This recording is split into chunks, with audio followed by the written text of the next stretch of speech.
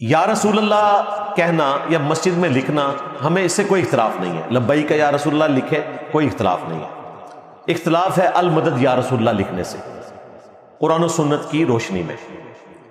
یا رسول اللہ تو ہمارا عقیدہ ہے الحمدللہ. 4 کتابوں میں صحیح سند سے یہ حدیث رپورٹ ہوئی ہے.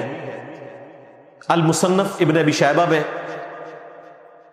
سنن کبریٰ البیہقی کے اندر، الموطا امام مالک میں، اور فضل الصلاۃ علی النبی میں کہ سیدنا عبداللہ ابن عمر رضی اللہ تعالیٰ عنہ جب کبھی بھی مدینہ شریف سے باہر نکلتے یا سفر سے واپس آتے، دونوں صورتوں میں مسجد نبوی میں 2 نفل ادا کیا کرتے تھے.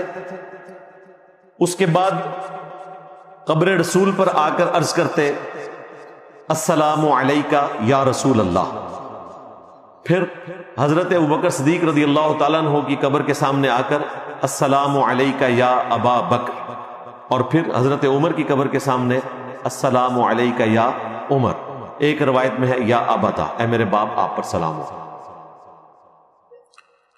تو یہ السلام علیکہ یا رسول اللہ، یا اس کے ساتھ آپ صلات بھی ملا لیں الصلاۃ والسلام علیکہ یا رسول اللہ، اس کی اصل صحابہ کرام کے ہاں موجود ہے کہ قبر رسول پر وہ یا رسول اللہ کے صیغے کے ساتھ نبی الاسلام کو خطاب کر کے دروشی پڑھا کرتے تھے.